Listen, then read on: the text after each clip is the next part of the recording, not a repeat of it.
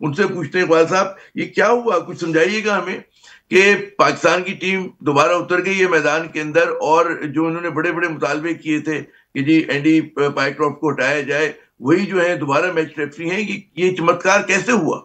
अमर साहब, मजे की बात है कि वही मैच रेफरी आज पाकिस्तान का मैच 1 घंटा डिले है, और वही एंडी पाइक्राफ्ट जिसकी वजह से ये सारा तनाजा खड़ा हुआ, वही अंपायरिंग कर रहा है और रेफरिंग कर रहा है। और ये कहा गया है कि जी वो माजरत करेगा। ये काम तो पहले भी हो सकता था, सबको टेंशन में रखा गया। 1 घंटा डिले हुआ मैच, पाकिस्तानी टीम होटल में रही, पूरी दुनिया हिल के रह गई, आईसीसी ने इजलास बुला लिया। मैं समझता हूं कि इस मामले को प्रॉपर तरीके से हमने हैंडल नहीं किया। नकवी साहब ने आकर ये कह दिया था कि अगर एंडी पाइक्राफ्ट को एशिया कप से नहीं हटाया गया तो हम मैच नहीं खेलेंगे।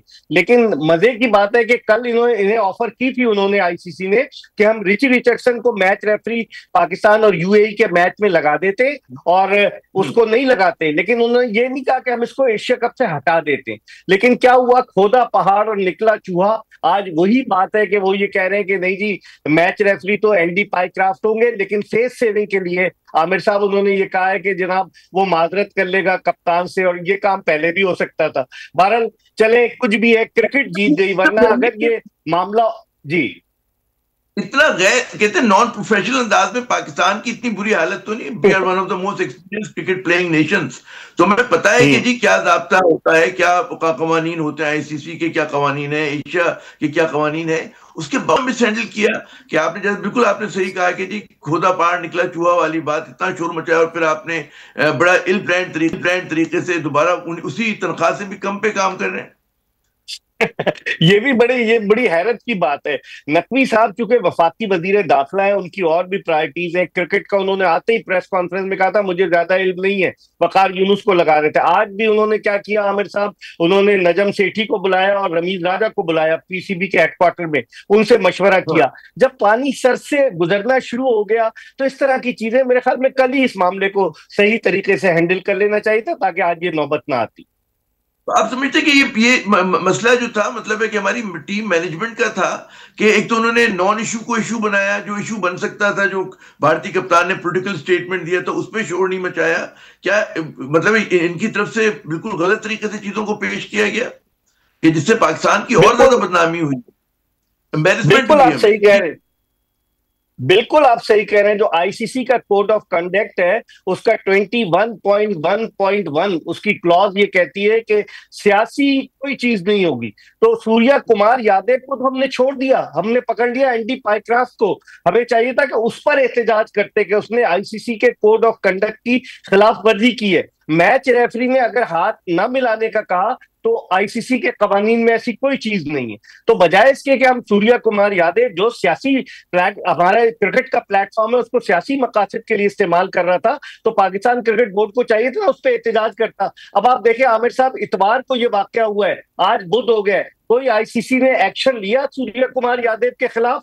क्योंकि आईसीसी जो है वो इंटरनेशनल क्रिकेट काउंसिल नहीं है, वो इंडियन क्रिकेट काउंसिल है। उसका जो चेयरमैन है जय शाह, वो भारत से, उसका जो चीफ एग्जीक्यूटिव है गुप्ता, वो भारत से, उसका डायरेक्टर मीडिया राज, वो भारत से। तो पूरी भारतीय डोमिनेंस है ना। लेकिन पाकिस्तान क्रिकेट बोर्ड, मैं समझता हूँ यहाँ उसने गलती की, यहाँ उसको पहले ही एक जबरदस्त स्टैंड लेना चाहिए था इतवार वाले दिन से ही, कि ये सूर्या कुमार यादव के खिलाफ आप कार्रवाई करें। अब 21 तारीख को, आज पाकिस्तान अल्लाह करे जीत जाए तो 21 तारीख को फिर दोनों ममालिक दुबई में बदले मुकाबिल होंगे। फिर क्या होगा, ये आगे की तरफ सोचना चाहिए पीसीबी को।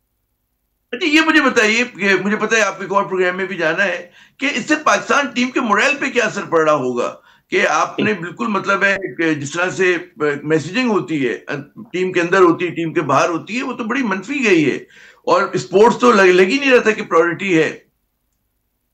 बिल्कुल आपने सही कहा। देखिए, एक तो पहली टीम आपकी हारी हुई थी भारत से 7 विकेटों से, खिलाड़ी वैसे ही डीमोरलाइज थे। उसके बाद ये तनाजा खड़ा हो गया। आज पाकिस्तानी टीम का सामान रख दिए चला गया था, बस खड़ी हुई थी, और बड़ी देर के बाद खिलाड़ी इंतजार करके रवाना हुए स्टेडियम के लिए। तो जहनी तौर पर क्या वो तैयार थे, ये भी $1 मिलियन क्वेश्चन है। मेरे ख्याल में इससे खिलाड़ियों पर भी असर पड़ा है। और यूएई को आप आसान ना ले, आज उसका मैच है पाकिस्तान से, पाकिस्तानी वक्त के मुताबिक रात 8:30 शुरू होगा। आप उसको आसान ना ले, लेकिन मैच रेफरी वही होगा। अब पाकिस्तान क्रिकेट बोर्ड से पूछें किसकी जीत हुई किसकी हार हुई, ये वही जवाब दे सकते हैं। कॉन्स्पिरेसी थ्योरी में ये भी कहा जाता है इकबाल भाई कि क्योंकि भारत से मैच हार गए थे तो बजाय टीम की कारकर्दगी पे तवज्जो देने के एक नॉन इश्यू को खड़ा कर दिया गया कि जी जिसके ऊपर ये मतलब आपने बिला वजह का एम्बेरसमेंट हुई पाकिस्तान को। यह आपने बड़ा वैलिड पॉइंट उठाया है, और लोग यही कह रहे हैं कि पाकिस्तान की कारकर्दगी से सबकी तवज्जो हट गई और सबकी तवज्जो एंडी पाइक्राफ्ट पे हो गई, जो अगले साल जून में अपनी 70वीं सालगिरह मनाएगा।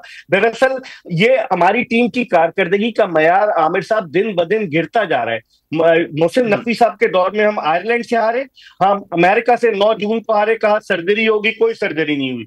हम जिम्बाब्वे से हारे, हम बांग्लादेश से हारे, अफगानिस्तान से हारे, और वेस्ट इंडीज में जाकर हारे जो हमसे नीचे के रैंक की टीमें थी। तो इसका मतलब यह हुआ क्रिकेट बजाय बुलंदी की तरफ जाने के पस्ती की तरफ जा रही है। और गालिबन एक ये भी मामला हो सकता है कि तवज्जो जो थी वो इस तरफ आई, वरना भारत से हारने के बाद आपको पता है लोगों के जो जज्बात होते हैं वो नाकाबिले बयान होते हैं।